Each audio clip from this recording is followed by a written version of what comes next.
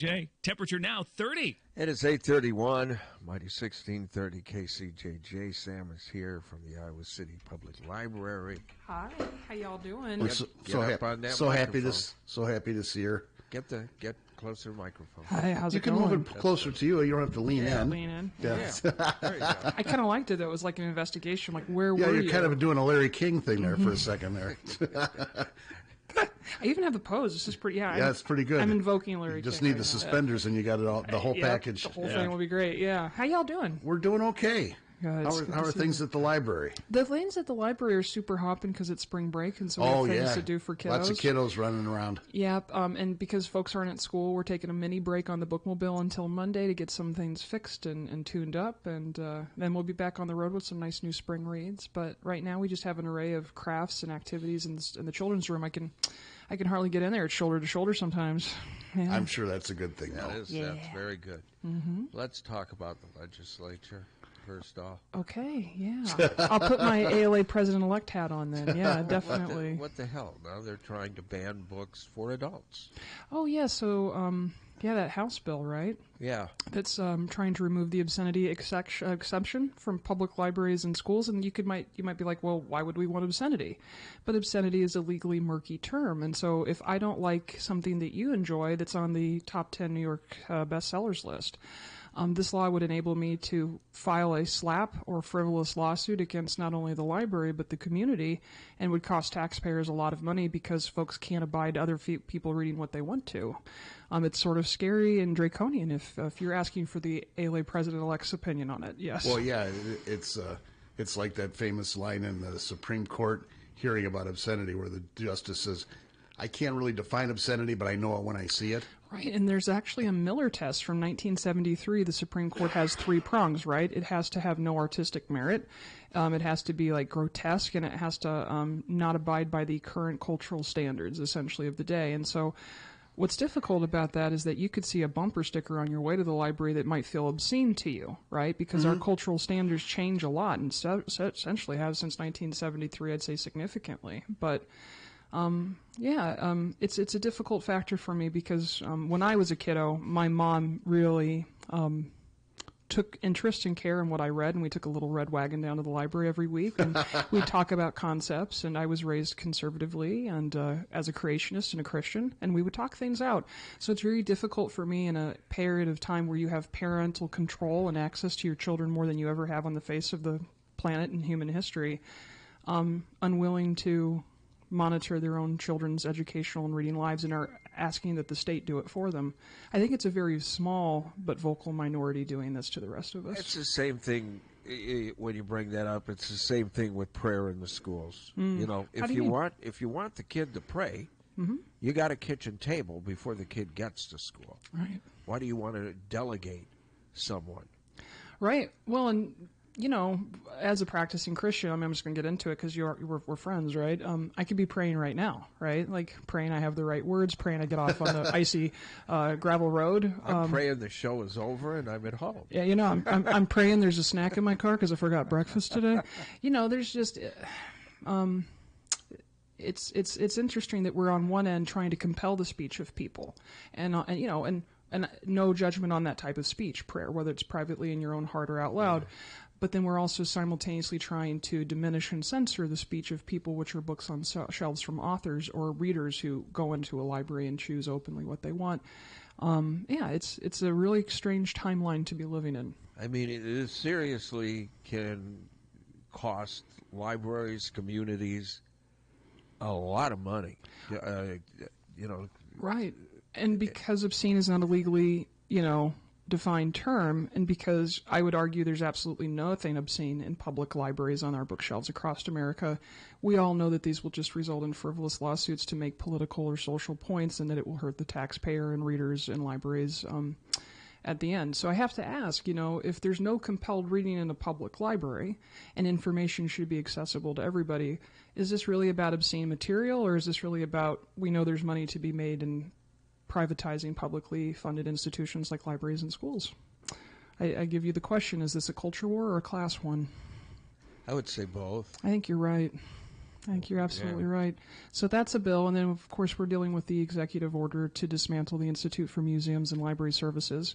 And what's disappointing about that is that that's like 0.00034% of the budget, but it creates about $50 billion of tourism across the country every year. So it's really good business, and IMLS not only funds museums, but it supports state libraries across the nation, who then, of course, support our small and rural libraries with training and grants and educational opportunities. So, yeah, we're just seeing a systemic dismantling of public information and knowledge at a you got a bunch of rate. You got a bunch of teenagers, techies, that are using AI and just getting rid of everything. I mean that you type in DEI, and I never did under what the hell is DEI. Oh yeah, DEI is the Constitution. Right, because I think we all have identifiers, right? Some of them are taxpayer, some of them are American. I find it fascinating, too, because this is happening from people who don't seem to understand how information works. I'm getting reports from military libraries that have had to remove the word gay from their search terms in their catalogs, so now folks can't find the Enola Gay airplane. Yeah. And so when we're not removing things like the Tuskegee Airmen or the Windtalkers from our history, we're actually removing the planes that drop the H-bomb, so you can't learn anything about it because it so happens to have the phrase gay in its title. Yeah, it's, what's the phrase, Cocoa Bananas? Is this absolutely Cocoa Bananas at this point? Yeah. So I came to brighten your day. Hi, how's it going? I thought of you, and you were talking to Channel 9 a couple weeks ago or so. Yeah. And, I mean, I don't understand how the party of do what you want to do is now the party of you're going to do what we tell you to do.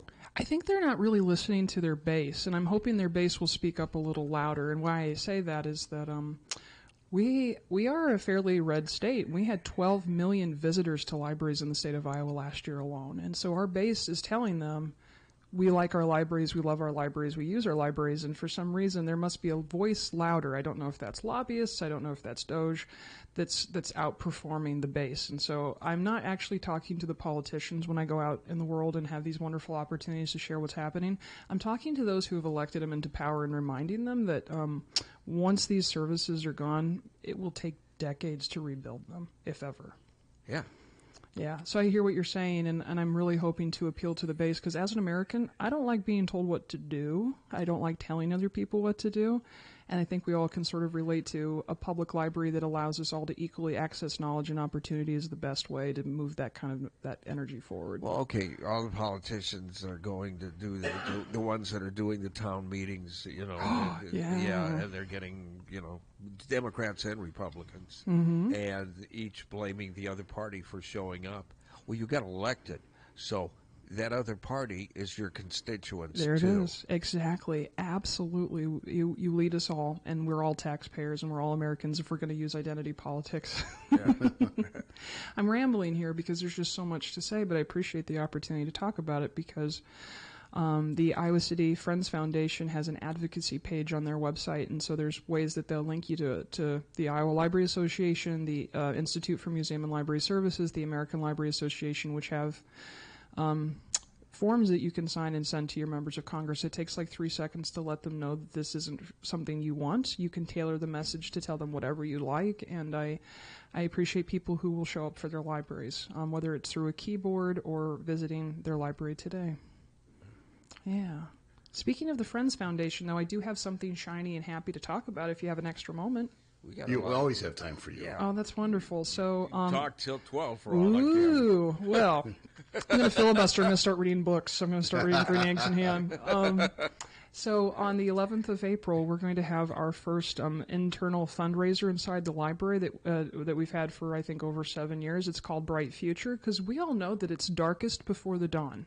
We've talked about some heavy stuff. We understand that we have a lot of work ahead of us, but history shows us that it's always darkest before the dawn. And our bright future is it's around the corner. And so the Iowa City Public Library knows this for a local reason, too. Our library is brimming. We have about 120 people come through the door every single day. We have 31 stops on the bookmobile, and people are consistently coming and asking for more. And so as we think about what our bright future is going to be, we're going to celebrate what the library is. We're going to show everybody what the library does.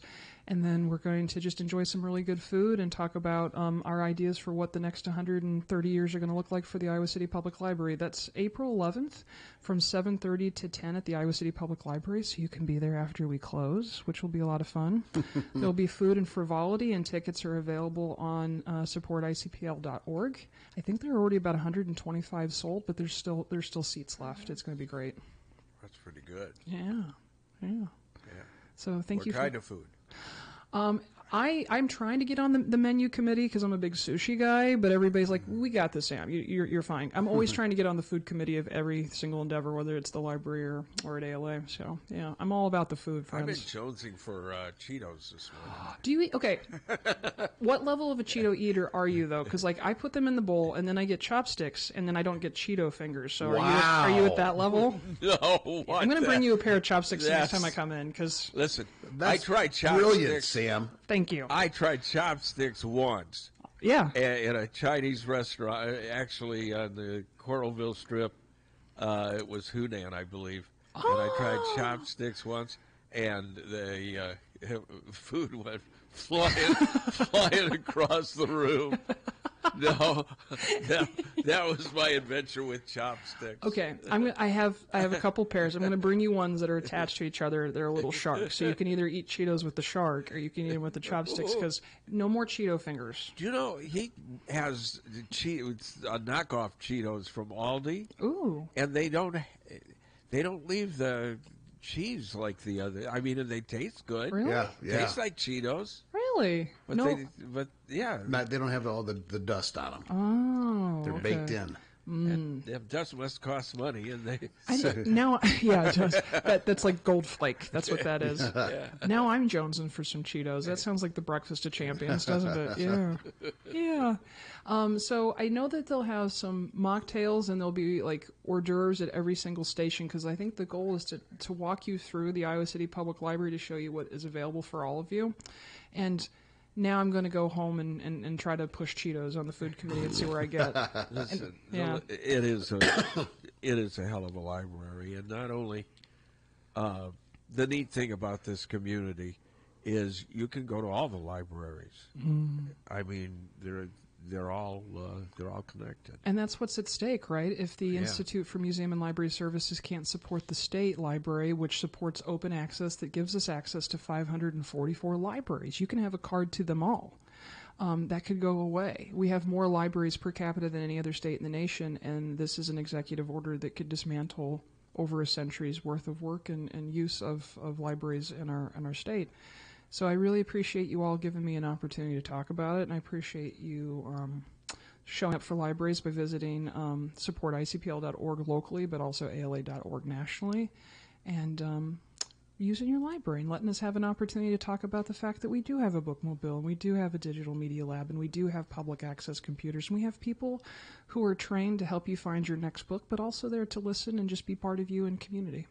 Don't forget your used bookstore. Oh, my goodness, yes, the bookend upstairs. I can't think about it a lot because if I have extra pocket money, it goes there. I'm sure. It does. My friends are always visiting out of town. And they're like, can we go to the bookstore at the Iowa City Public Library on the second floor? And I'm like, yep, but I'm going to stay down here because some weeks I just have to give them the paycheck. But they have really wonderful books for like 50 cents a dollar, and it goes back into like the library's programming and just like development budget. And we absolutely love it, and it's open every day of the week. Excellent.